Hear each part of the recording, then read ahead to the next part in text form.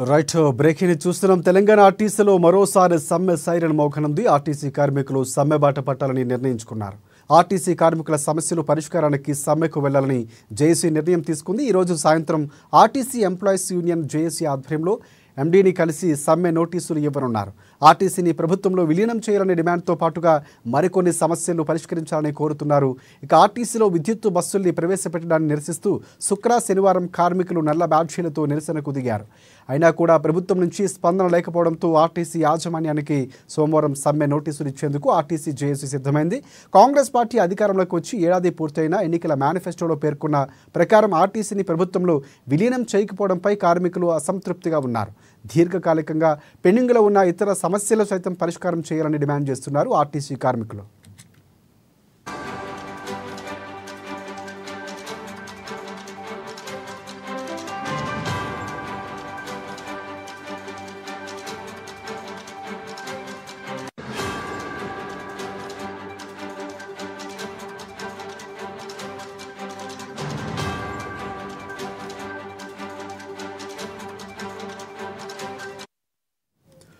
తెలంగాణ ఆర్టీసీలో మరోసారి సమ్మె సైరన్ మోగనందు ఈ ఆర్టీసీ కార్మికులు సమ్మె బాట పట్టాలని నిర్ణయించుకున్నారు. ఆర్టీసీ కార్మికుల సమస్యల పరిష్కారానికి సమ్మెకు వెళ్లాలని జేఏసీ నిర్ణయం తీసుకుంది. ఈ రోజు సాయంత్రం ఆర్టీసీ ఎంప్లాయీస్ యూనియన్ జేఏసీ ఆధ్వర్యంలో ఎండీని కలిసి సమ్మె నోటీసులు ఇవ్వనున్నారు.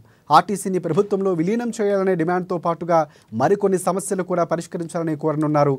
ఆర్టీసీలో విద్యుత్ బస్సుల్ని ప్రవేశపెట్టడాన్ని నిరసిస్తూ శనివారం కార్మికులు నల్ల బ్యాడ్జీలతో నిరసనకు దిగారు. అయినా కూడా ప్రభుత్వం నుంచి స్పందన లేకపోవడంతో ఆర్టీసీ యాజమాన్యానికి సోమవారం సమ్మె నోటీసులు ఇచ్చేందుకు ఆర్టీసీ జేఏసీ సిద్ధమైంది. కాంగ్రెస్ అధికారంలోకి వచ్చి ఏడాది పూర్తయిన ఎన్నికల మేనిఫెస్టోలో పేర్కొన్న ప్రకారం ఆర్టీసీని ప్రభుత్వంలో విలీనం చేయకపోవడంపై కార్మికులు అసంతృప్తిగా ఉన్నారు.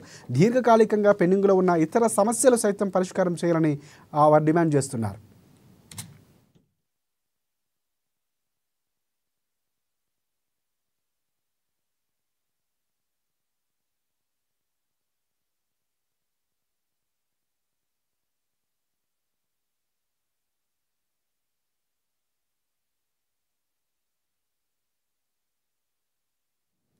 AG classic Telangana amateur body